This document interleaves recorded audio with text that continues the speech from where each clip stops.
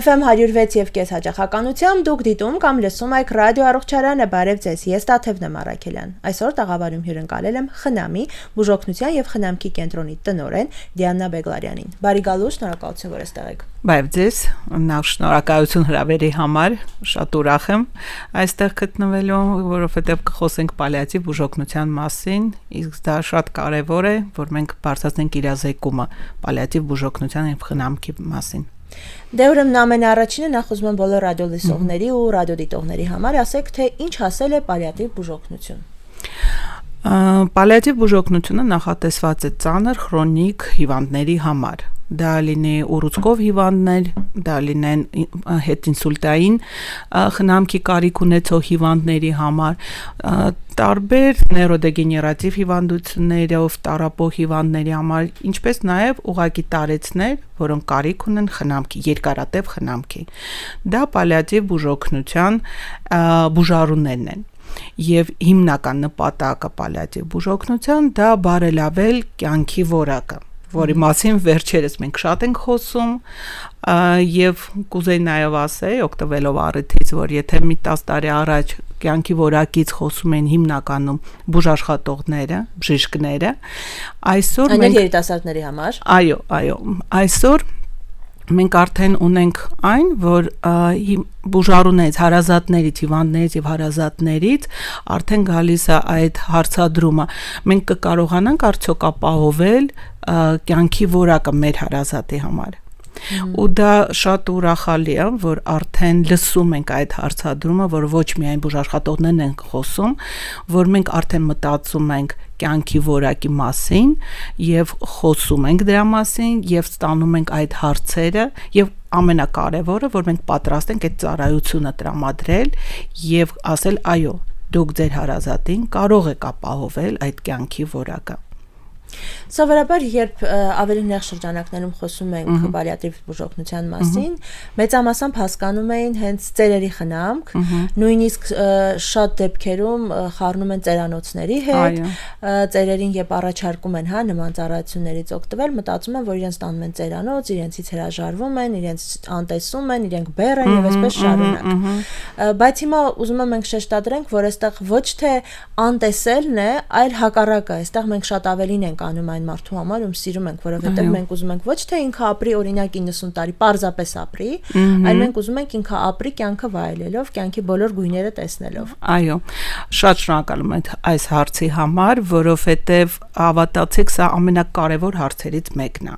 որովհետև մեր համար ծերանոցներ եւ ծերանոցներ չասենք ընդունելի չի, Դե մեր մշակույթի մեջ շատ վատ ասոցիացիաներ են։ Այո, դա համար երբ որ մենք մեր կենտրոնում դեռ հələ 6 տարի առաջ որ հարցնում էին, բայց ոնց բերենք այստեղ, ոնց բերենք մեր հարազատին, որովհետև խառնում են հենց ծերանոցների հետ։ Ոչ, պալիատիվ բուժօգնության կենտրոնները դա հիվանդանոցային տիպի են, այսինքն դա հիվանդանոցը նախատեսված ծանր քրոնիկ հիվանդների համար։ Եվ դա ծերերի հետ ոչ մի կապ չունի այն առումով, որ դա հիվանդանոց է, բուժօգնություն է տրամադրվում եւ տրամադրվում է 18-ից բարձր, ոչ թե միայն տարեցների, այլ 18-ից բարձր, ով որ կարիք ունի։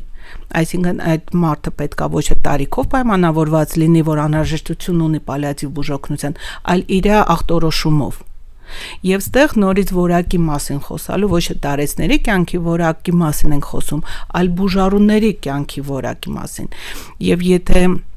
Էլի նորից վերադառնանք, մի քանի տարի առաջ կյանքի որակը մենք կապում ենք միայն ցավազրկման հետ։ Այսօր դա միայն ցավազրկումը չի։ Շնչելը համարվում է կյանքի որակը։ Այո, ցավազրկման հարցը իրոք դա հիվանդի իրավունքն է ցավազրկված լինել, դա շատ կարևոր թեմա է, բայց դրա մասին ոնց որ ավելի շատ ենք խոսացել, հատկապես բժիշկները, այսօր դրա խնդիրը չկա, որովհետև եւ ցավազրկողների եւ բժիշկների գիտելիքների հետ կապված բոլոր հարցերը ոնց որ լուծված են, բայց կյանքի որակը մնացածը, սենց ասեմ, սկսած հիգիենայից, սկսած խնամքից լիարժեք մասնագիտացված խնամքից, բոլոր հարցերը դեռ կարիք ունեն բարելավելու, որպեսզի մենք իրոք խոսանք կյանքի որակի բարելավման, ծանր հիվանդների կյանքի որակի մասին։ Ես ճիշտ եմ հասկանում, որ այստեղ որոշակի բուժ օգնություն ստանալուց հետո, որոշակի վիրահատություններ անցնելուց հետո նոր ենք հասնում պալիատիվ խնամքին։ Այսինքն առաջնային օղակում մենք համապատասխան նեղ մասնագիտացում, այսպես ասած, ծառայություններից ենք օգտվում, հետո նոր անցնում ենք սրան։ Միանշանակ, այսինքն հիվանդը, երբ որ ախտորոշվում է ինչ-որ լուրջ խնդիր, ինքը ստանում է ինչ-որ բուժումներ։ Բուժումները ավարտվում են բուժմամբ, կարող է դառնում ավելի քրոնիկ, էլի դեռ պալիատիվի հիվանդ չի։ Պալիատիվի հետ կապված կարող եմ ասել, երբ որ արդեն բոլոր բուժումները ոնց որ ավարտվել են եւ անհրաժեշտ է արդեն ամոքիչ, այսինքն սիմպտոմատիկ, այսինքն ախտանշանային բուժում,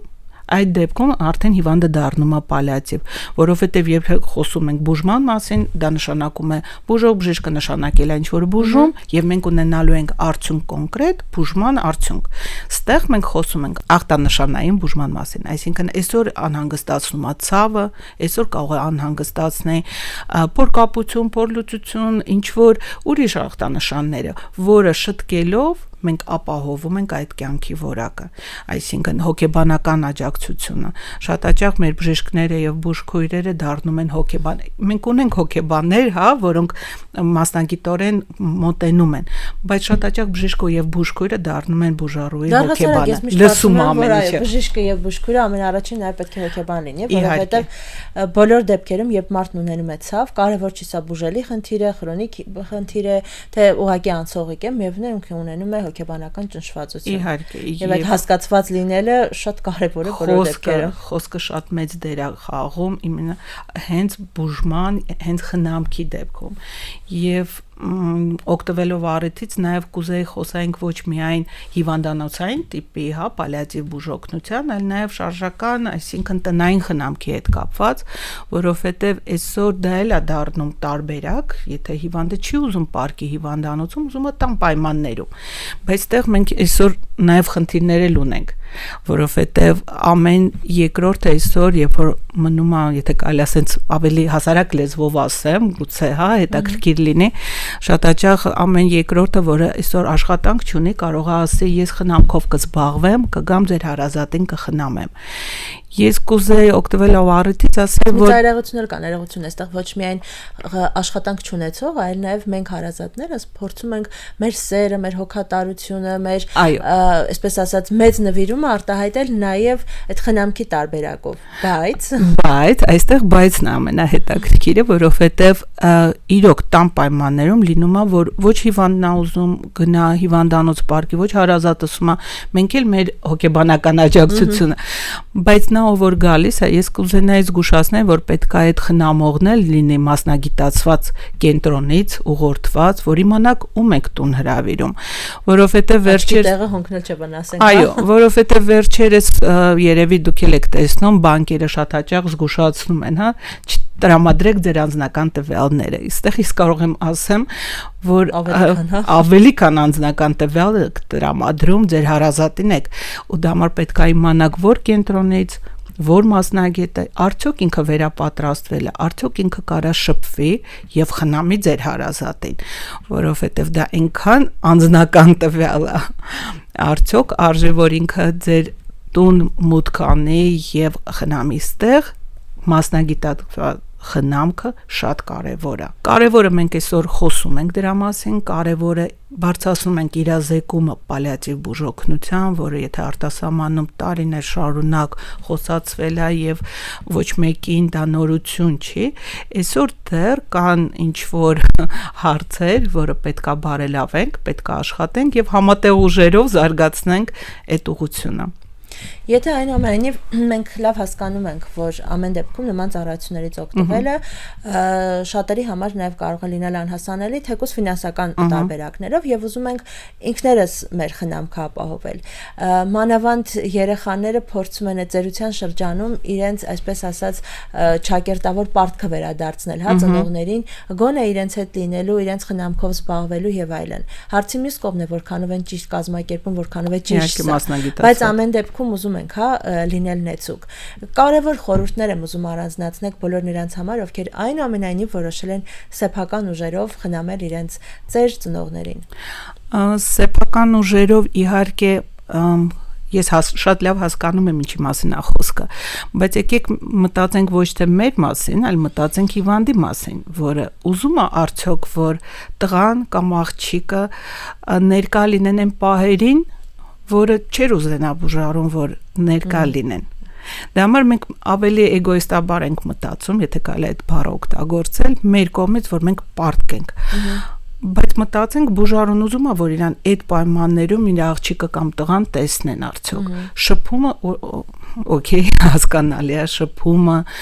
մոտիկ լինելը, շփվելը, ժամանակ անցկացնելը, բայց այն խնամքը եւ բուժօգնության հետ կապված դա всё-таки պետք է մասնագիտորեն մոտենալ։ Դա համար եթե ուզում են լիարժեք արժանավայել կազմակերպել խնամքը, թող մասնագետներին դիմեն եւ այն ժամանակը, որ նրանք պատրաստ են ծախսեն, թող նստեն կողքը, շփվեն, կարդան, հիշեն, որ միայն լավ տպավորություններով անցկացնեն ժամանակը, ոչ թե այն առօրյա ծանր գործընթացը, որը անում է մասնագիտորեն խնամողը կամ բուժքույրը, հա, ինչ որ կարիք ունի։ Դա համար եկեք մտածենք ինչա ուզում բուժարուն, ոչ թե մենք ու մեր։ Դա սովորաբար մենք այդպես ենք, չասում ենք, ես այսպես եմ ուզում։ Իհարկե ես այսպես եմ ուզում, բայց ինչա ուզում բուժարուն ռեալ։ Իհարկե մեզ թվում է, որ մենք լավագույնն ենք տալիս, լավագույնն ենք առաջարկում։ Դա համար խորհուրդ եք հասնում, ես ասում եմ, եկեք առաջինը դնենք, որ առաջի հարցադրումը արժանավայել որակյալ կյանքը դա ինչ է։ Եթե մենք դա պատկերացնում ենք եւ կենտրոնում դնում ենք, որ բուժարուի շահերից ելնելով հավատացեք ոչ մի հիվանդ չի ուզում, որ իր տղան կամ աղջիկը կամ հարսը կամ փեսեն մասնակցեն այդ առօրյա խնամքի հետ կապված չէ հարցը։ Իհարկե։ Դա համար ստացիոնարում լինի թե տնային պայմաններում թող այն ժամանակը 1 ժամ ունեն, 2 ժամ աշխատանքից հետո, թող հիշեն, ժամանակ անցկացնեն, ծիծաղեն, շփվեն, կերակրեն, եթե ուզում են, բայց ոչ այն մնացած ծանր պահերին։ Ինքներդ էլ նշեցիք, որ այսօր շուկան բավականին լայն է, եթե կարող ենք շուկա անվանել այս ամենը, եւ երբեմն մենք ուզում ենք իսկապես լավագույնը մեր հարազատի համար,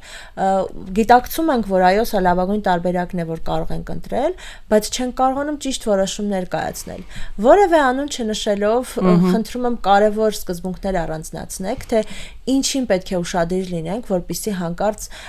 կոտրած տաշտակի առաջ չհայտնվենք։ Նախ եւ առաջ այցելեն կենտրոնը, այցելել եւ դիմել զրուցել բժիշկների հետ եւ բուժանձնակազմին ծանոթանալ։ Այսինքն, եթե ընտրում են ուղակի տարեցների խնամքի կենտրոն, որ իրանց որոշումն է, բայց հասկանան, որ տարեցների խնամքի կենտրոն են ուղղորդում իրանց հարազատին։ Եթե անհրաժեշտություն ունեն պալիատիվ բուժօգնության, այսինքն բժշկի հսկողություն, բուժքրոջ հսկողություն, խնամող, որը խնամքը կատարի, այցելեն կենտրոն, զրուցեն բժիշկների հետ, համոզվեն, որ դա բուժ կենտրոն է եւ որոշում կայացնեն։ Ինչ վերաբերվում է վճարովի եւ պետպատվերի շրջանակներում, կենտրոն պետպատվերով էլ է հնարավոր կազմակերպել եւ վճարովի կարելի ամեն ինչը կախված է ինչ պայմաններով են ուզում, ինչքանով կարող են ֆինանսապես իրանց թույլ տան, ամեն ինչը կարևոր է ստուգել եւ այցելել, զրուցել բուժանձնակազմի հետ, որ ճիշտ կողմնորոշվել ուր են ուղղորդում, ուր են տեղափոխում իրենց հարազատին։ Բայց այդ ընթացքում լինում է, չէ՞, կապը հարազատի,